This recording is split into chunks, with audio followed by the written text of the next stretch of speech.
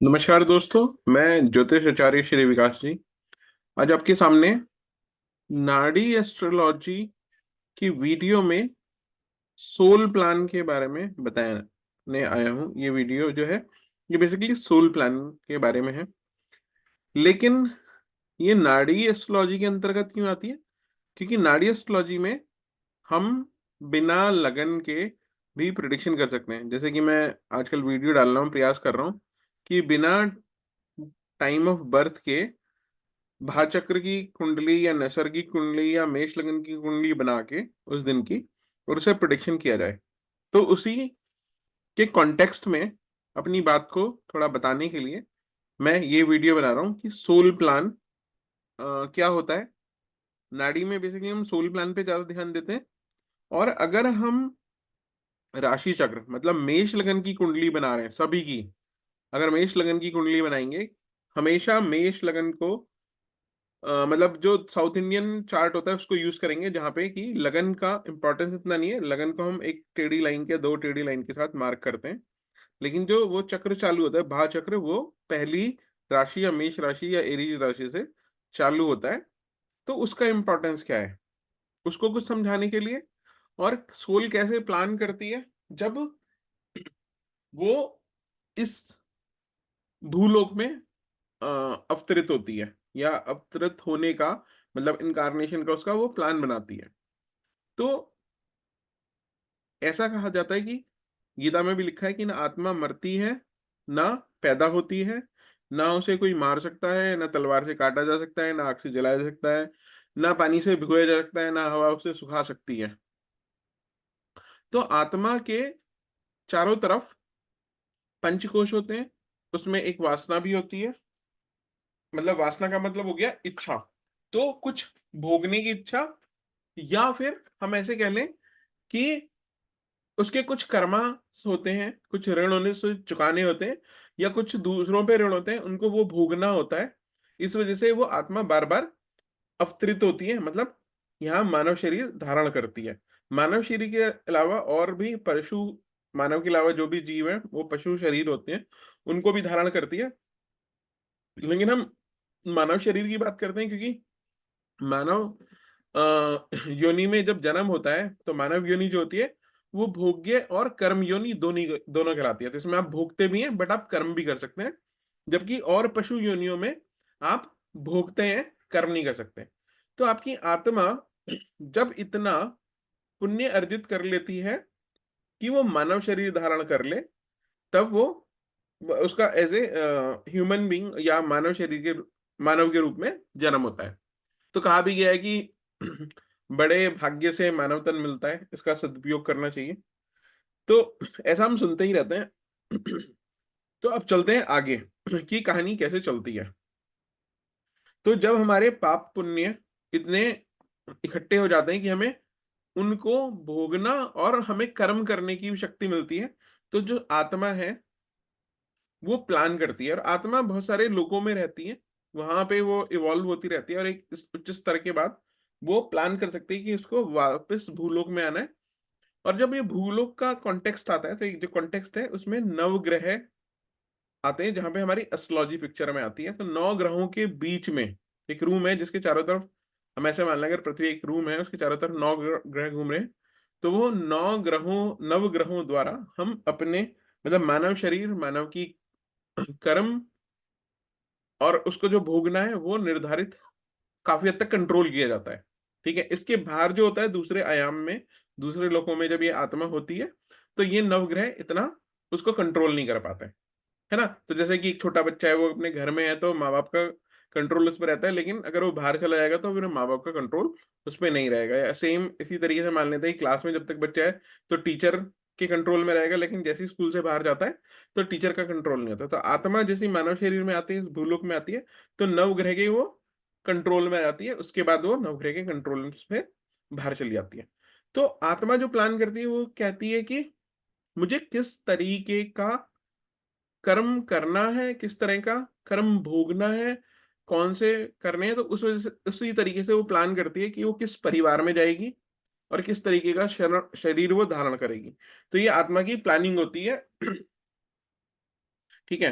तो बेसिकली जब आत्मा ये प्लान करती है कि उसको इस तरह का शरीर और इस तरह का परिवार चाहिए, तो वो क्षण होता है आधान लगन। आधान लगन के द्वारा हम अ,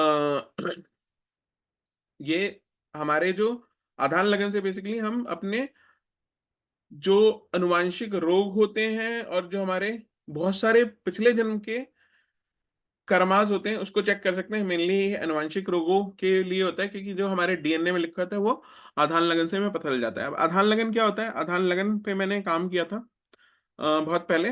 तो जो वेस्टर्न एस्ट्रोलॉजी में आधान लगन पे काम हुआ है, उसमें एक तो था कि सिज़ेरियन में आधान लगन नहीं बनता। अगर नेचुरल बर्थ है, तो आधान लगन बन सकता है। उसकी प्रोसेस काफ़ी कॉम्प्लेक्स है। मतलब एक कुंडली को बनाने के लिए 2-3 घंटे लग जाते हैं।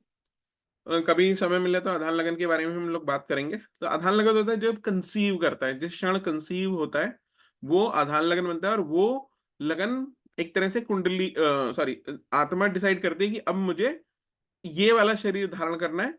लेकिन वो डिसाइड करती है, ज़रूरी नहीं कि वो उस शरीर में आ जाए। क्योंकि ऐसा कहा जाता है कि जब तक जन्म मतलब जब कंसीव हो जाता है, उसके 3 महीने बाद आत्मा उस शरीर में प्रवेश करती है, लेकिन निकल भी जाती है। तो आती है और जाती रहती है। ये कुछ इस तरीके से मान लेते हैं कि हमने डिसाइड कर लिया कि घर हमने खरीदना है। हम उसको 2-3 बार विज़िट करते हैं, लेकिन फाइनली हम उसमें उसको खरीद के उसमें शिफ्ट होंगे या नहीं होंगे, वो डिसाइडेड नहीं होता जब तक बर्थ नहीं हो जाता।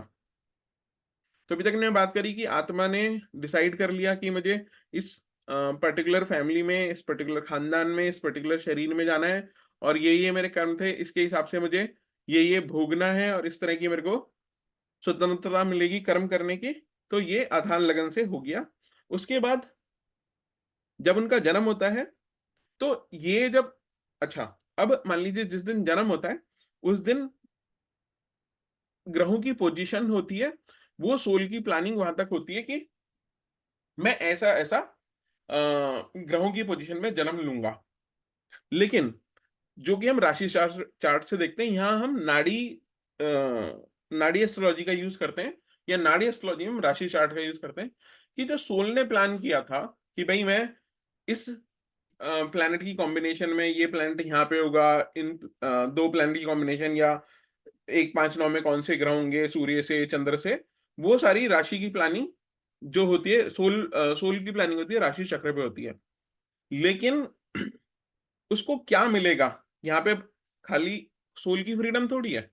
नेचर या भगवान भी तो है, कहीं पे आते हैं ना, वो भी तो कहते हैं कि नहीं, खाली तेरी प्लानिंग थोड़ी चलेगी। या चित्रगुप्त की भी तो इंटरफियरेंस होता है ना।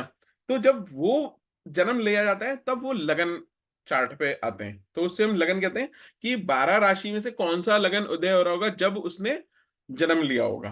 तो जन्म का समय जो है वो निश्चित हमारे हम नहीं करते। सोल की प्लानिंग होती है यहाँ तक। लेकिन हमें क्या मिलेगा? तो फॉर एग्ज़ाम्पल किसी का उच्च का सूर्य है, उसने 14 अप्रैल से लेके मई 15 मई तक, मतलब 14-15 अप्रैल से लेके 14-15 मई तक बीच में कहा कि मैं उच्च सूर्य में पैदा होऊँगा। लेकिन अब वो सूर्य 12वीं राशि का 12वें घर का होगा, तो मरण-सन है। उसकी सबसे खराब पोज़ीशन है अगर वैसे देखा जाए, भाव के हिसाब से। लेकिन वो उच्च का है, या अष्टम का हो गया, छठे का हो गया, 6-8-12 का सूर्य उच्च का हो गया, तो भी इतना फ़ायदा नहीं किया। तो जो उच्च का सूर्य में उसने प्लान किया था कि मैं उच्च के सूर्य में पैदा होऊँगा, सोल का प्लान था। लेकिन वो किस भाव में जाके गिरा, किस भाव में वो था। अब लगन में उच्च का सूर्य हो, दशम में उच्च का सूर्य हो, है ना? वो बात अलग है। और 6, 8, 12 में या सप्तम में उच्च का सूर्य हो, तो उसका उतना फ़ायदा नहीं होता।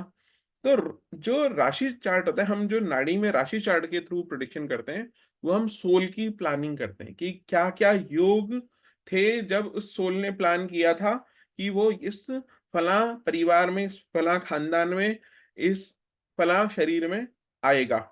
लेकिन जो नेचर की या प्रकृति की या भगवान की मर्ज़ी थी, उसकी वज़ह से उसको लगन चार्ट मिला। तो दोस्तों, ये था सोल प्लान और लगन चार्ट और राशि चार्ट में डिफरेंस आपको समझाने के लिए। अगर आप समझें तो राशि चार्ट जो होता है, राशियाँ हमारी आकाश में होती हैं। लगन जो बनता है, लगन चार्ट बनता है, वो बनता है पृथ्वी के कॉन्टेक्स्ट में। तो पृथ्वी में कहाँ लैटिट्यूड लॉन्गिट्यूड पे कितना ऊंचाई कितनी ऊंचाई पे, उन सब से हम लगन चार्ट लगन का कैलकुलेशन करते हैं। लेकिन राशि चार्ट के लिए हमें उन कैलकुलेशंस की जरूरत नहीं है। ठीक है, तो हम खाली डेट ऑफ बर्थ से भी राशि चार्ट का कैलकुलेशन कर सकते हैं या वो मिल जाती है। इसीलिए मैं नाड़ी में राशि चार्ट को यूज करता हूं। मुझे टाइम ऑफ बर्थ और प्लेस ऑफ बर्थ नहीं चाहिए होती। ये मैं एक एक्सपेरिमेंट कर रहा हूँ। कुछ लोगों ने पहले भी किया है, मैं अपने आप को श्रेय नहीं देना चाहूंगा, लेकिन मैं उसको आगे बढ़ाने की कोशिश कर रहा हूँ। और आपको काफी सारी वीडियोस मैंने दी और भविष्य में और भी बहुत सारी वीडियोस मैं खाली डेट ऑफ बर्थ पे दूंगा। तो दोस्तों, आशा करता हूँ कि आपको ये वीडियो हजारों वीडियोस में से, हजारों ज्योतिषियों की वीडियोस में से अलग मिलेगा। इसका ज्ञान भी अलग होगा और आपका इस वीडियो से ज्ञानवर्धन होगा। आप लाइक और कमेंट्स के थ्रू मेरा उत्साह वर्धन करेंगे, जिससे मैं आपको इस तरह की रोचक और रेयरली दुर्लभ जानकारी आपको दे सकूं। आज के लिए इतना ही। आप सभी का बहुत बहुत धन्यवाद। जय श्री राम दोस्तों, आपका दिन शुभ हो।